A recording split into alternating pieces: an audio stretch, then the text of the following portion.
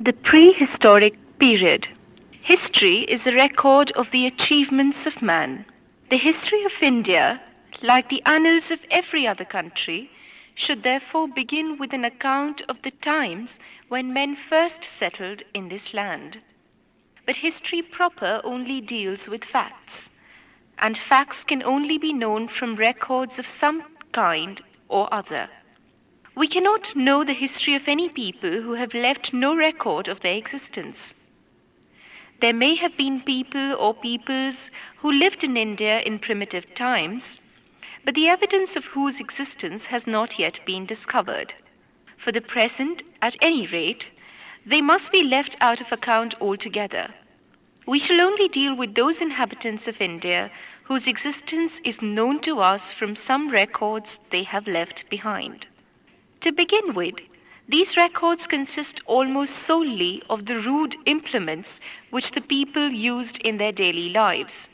According to the nature and material of these implements, the earliest settlers in India have been divided into two classes, Paleolithic and Neolithic.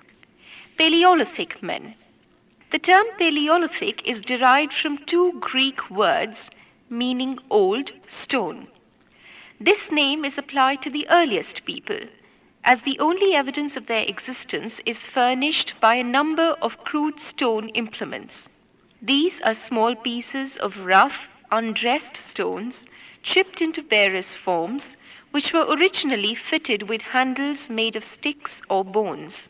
They served as weapons for hunting wild animals and could also be used as hammers or for purposes of cutting and boring. These chipped stones have been found in large numbers in different parts of India. They are usually, though not exclusively, made of a species of hard rock called quartzite. From this fact, the Paleolithic men in India are also known as quartzite men. From the rough and crude stone implements, which are the only records left behind by the earliest known inhabitants of India, we can form only a very vague idea of their lives and habits. It is obvious that they were ignorant of any metals, and most of them had no fixed homes, though a few might have made huts of some sort with trees and leaves. They lived in constant dread of wild animals like tigers, lions, elephants, and the rhinoceros. They had no idea of agriculture, but lived on the flesh of animals and such fruits and vegetables as grew wild in jungles. They could not make pottery and probably did not even know how to make a fire. In short, from our standpoint, we can only regard them as savages, little removed from an animal life. It is well to remember this if we are to judge aright the long strides that men have made in developing that culture and civilization of which we are so justly proud today. It has been suggested that the Paleolithic men belonged to the Negrito race, like the modern people of the Andaman Islands, and were characterized by short stature, dark skin, woolly hair, and flat noses. Neolithic men. The capacity for progress is, however, an inherent characteristic of human beings which distinguishes them from animals. Consequently, as years rolled by, men acquired greater knowledge and skill in mastering the forces of nature. The rate of progress is, of course, difficult to estimate, and it may have been hundreds or thousands of years before a distinctly higher type of civilization was evolved in India. The men who belong to this age are called Neolithic. This term is also derived from two Greek words, meaning new stone. The significance of this name lies in the fact that in this age also men had to depend solely on stone implements and were ignorant of any metals except gold. But their implements were very different from those of the preceding age, for they used stones other than quartzite, and these were not merely chipped, but in most cases ground, grooved, and polished as well. Neolithic men are found in almost every part of India. An ancient factory for the manufacture of stone implements has been discovered in the Bellary district, where we can still trace the various stages of their construction. They knew the art of producing fire by the friction of bamboos or pieces of wood, and made pottery at first by hand and then with a potter's wheel. They lived in caves and decorated their walls by painting scenes of hunting and dancing. A few of these can be seen today both in northern and southern India. They also painted and decorated their pottery. They constructed boats and went out to sea. They could spin cotton and wool and weave cloth. They used to bury their dead, and Neolithic tombs have been discovered in some parts of India. Sometimes the dead body was put in a large urn, and many of these urns have been discovered intact under the ground. The tombs known as dolmens consist of 3 or more stone props in a circle, supporting a massive roof stone.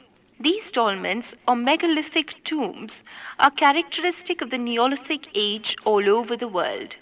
Scholars also distinguish a culture midway between Paleolithic and Neolithic and call it Mesolithic, from Greek meso, middle, hence known as microlith from Greek micro, small. And secondly, that instead of quartzite, they were made of chalcedony and other silicate varieties by a technical process differing from that employed in the Paleolithic age. The age of the Paleolithic and Neolithic men is called prehistoric, as we know hardly anything of this period save the meager evidence supplied by the cave drawings and stone implements. We have not even any definite knowledge regarding the relations between these two groups of men.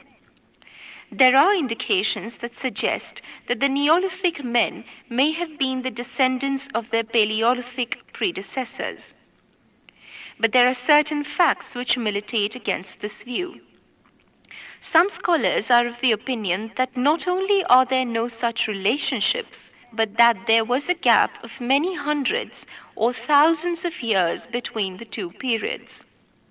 So long as our evidence remains as meager as it is now, there will always be scope for such differences of opinion, and we shall have to deal with theories or hypotheses based on speculations. The question, however, belongs to the domain of anthropology rather than history and need not be pursued any further. The age of metals.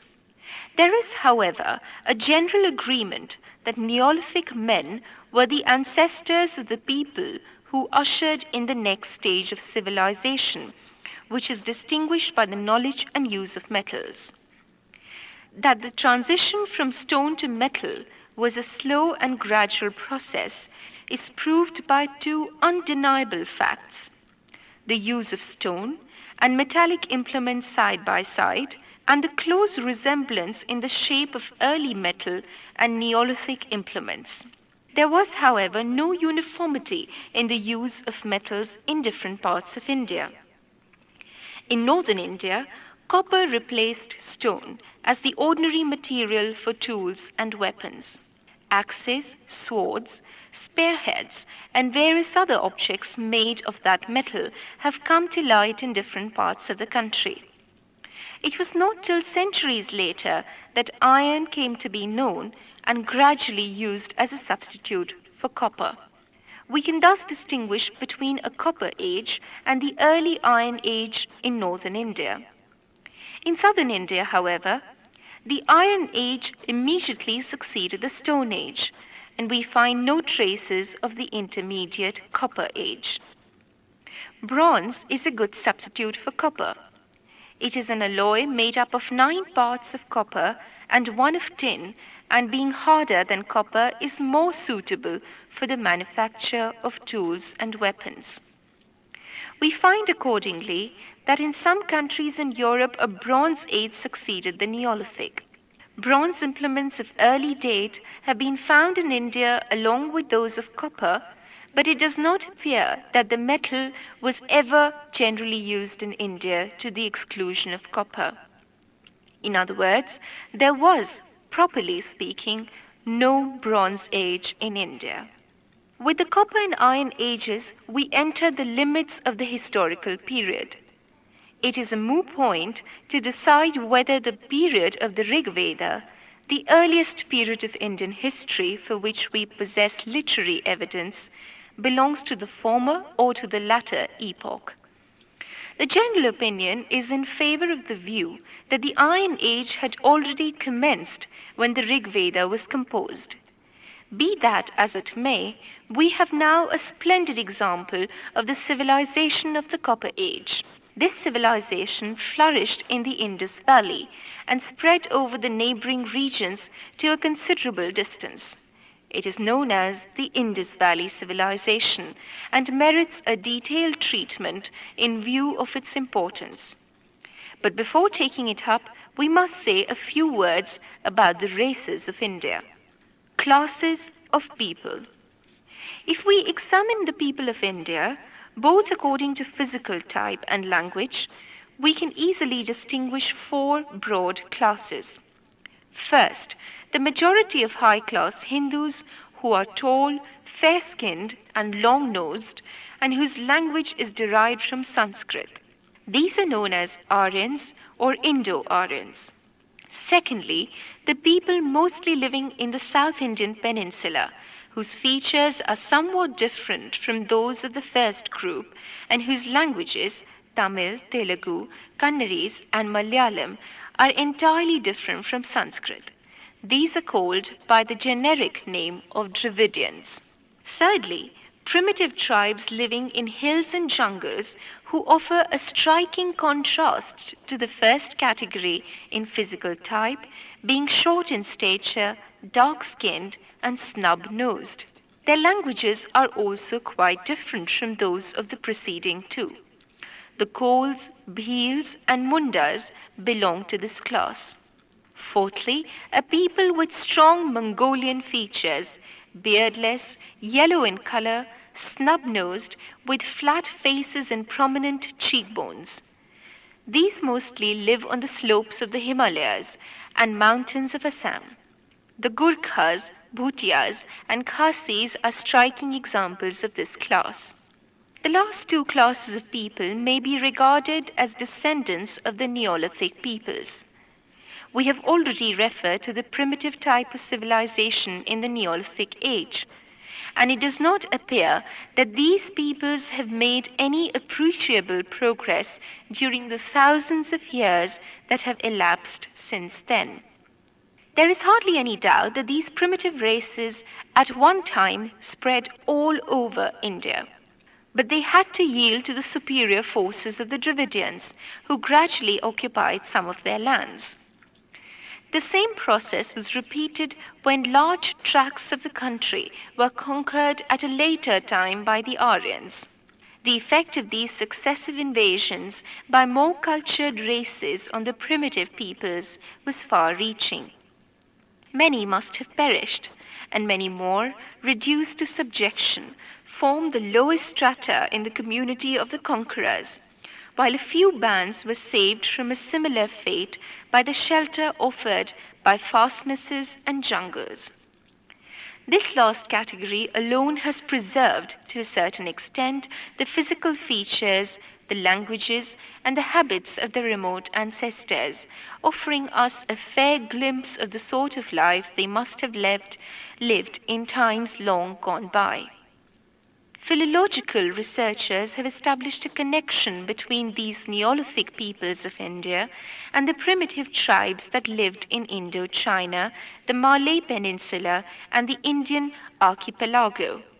The German scholar Schmidt, for example, holds that the languages of the Mundas and Khasis belongs to the same family of speech called Austric, from which those of the peoples of Indochina and Indonesia have been derived. According to this view, these peoples, who were originally settled in India, passed gradually to the east and southeast and traversed at first the whole length of the Indo-Chinese peninsula, and then over all the islands of the Pacific Ocean up to its eastern extremity. Schmidt further believed that another current of emigration of the same people also started from India, but turned more directly towards the south and touching only the western fringe of the Pacific Ocean, proceeded perhaps by way of New Guinea towards the continent of Australia. According to Schmidt's view, the Neolithic men of India played a dominant part in the early history of Southeastern Asia. But his theory has already been challenged by other scholars and can only be regarded as a provisional hypothesis. The Indus Valley Civilization. In recent years, archaeological excavations have been carried on at Mohenjo-Daro in the Larkana district, Sindh, and at Harappa in the Montgomery district of the Punjab. These and smaller trial excavations at various other sites in Sindh, Baluchistan, Punjab, and even further east and south have proved beyond doubt that some 4,000 or 5,000 years ago, a highly civilized community flourished in these regions. The antiquity of civilization in India is thus carried back nearly to the same period which witnessed the growth of ancient civilizations in Egypt, Assyria, and Babylonia.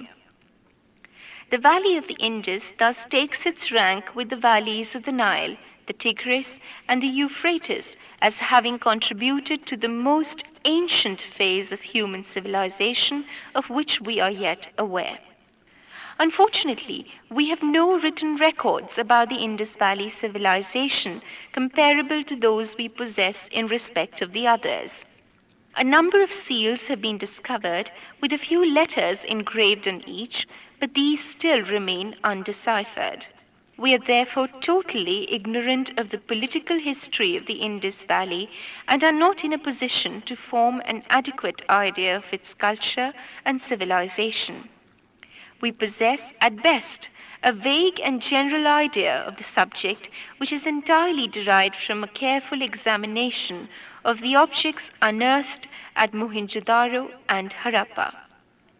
Mohenjo-Daro, Mound of the Dead, is the local name of a high mound situated in the plains of Larkana in a narrow strip of land between the main bed of the Indus River and the western Nara Canal.